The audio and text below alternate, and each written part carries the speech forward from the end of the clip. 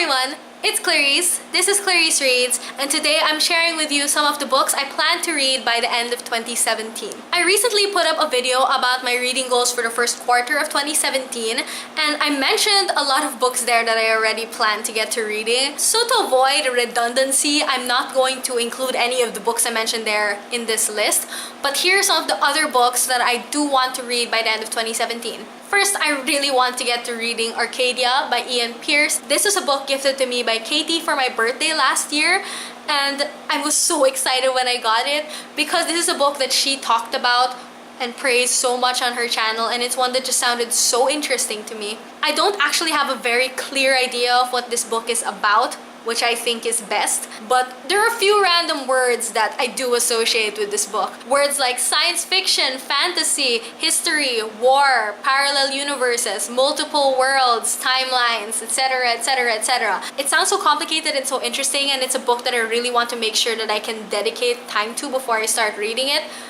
So I'm slightly afraid that I'm going to read it at a bad time, but I'm also slightly afraid that because of my worries, I'm going to end up postponing reading this over and over and over again and never actually get around to reading it. Hopefully that doesn't happen, but either way, I'm really excited to read this book. Second book I want to get to this year, which I'm equally as excited to get to, is Arcanum Unbound by Brandon Sanderson. As many of you probably know, Brandon Sanderson is my favorite author. So when I saw this in the bookstore with his name on it, and I'd never heard of it, I got so excited, I freaked out, I knew I had to buy it, and then my mom just took it from me and said, no, I'm gonna pay for this, I'm gonna give it to you for Christmas, I don't have a Christmas gift for you yet. So yay! It's a collection of short stories and novellas, all written by Brandon Sanderson, all set in different worlds in his Cosmere, and luckily none of them are stories I'd actually read yet. I may read through this one slowly, one story at a time, though I hope to finish it by the end of the year. The third book I'm going to talk about today is Dekada by Luwalhati Bautista. In 2016, I read a lot of Philippine literature, which was awesome. I didn't, however, read any Philippine literature not written in English, and that really needs to be addressed. Dekada, though setenta is a Spanish word, which I feel like needs to be noted, even though everyone says this title that way, is a book set during the time of the Marcos dictatorship, which is a time that I really want to educate myself more on. I actually already watched the movie of this, though I never read the book, and it's really short, so I feel like it shouldn't be as intimidating because of that. And hopefully after I read this, I'll be less scared to read more books that are written in Filipino.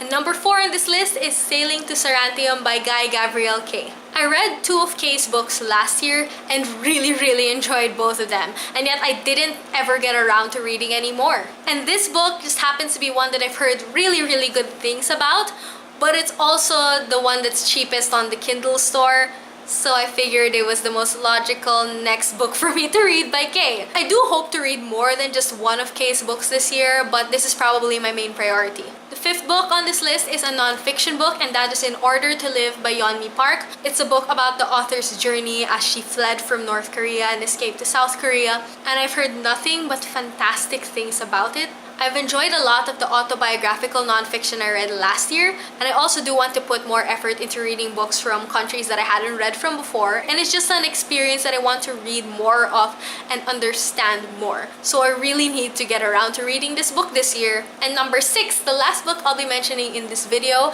is not necessarily a book, but it's instead a Marvel Comics event, and that is House of M. Last year, I was able to read a couple of Marvel events, namely Civil War and Avengers vs. X-Men, and for both of them, I went through the same process. I got Marvel Unlimited for a month, and then I searched for the recommended reading order of the event that I wanted to read, and then I read it. I noticed that I really enjoyed doing this because I really enjoyed being able to get a full picture of what was going on during the event, being able to read lots of the tie-ins instead of just the main event, and it was just a lot of fun, and I want to do that even more. So for House of M, I plan to follow the recommended reading order on the Marvel website, which includes 47 issues, which is way less than the Civil War and Avengers vs. X-Men reading orders. It's actually less than half the number of issues for the Civil War recommended reading order. If I have time, I may also read Infinity Gauntlet, but for now the priority is House of M, and I really look forward to doing that. So those are some of the books that I hope to get to this 2017. Also feel free to share with me the books that you plan to prioritize this year and leave it in the comment section down below because I love talking about books. Anyway, Anyway, thank you so much for watching and I hope to see you next time. Bye!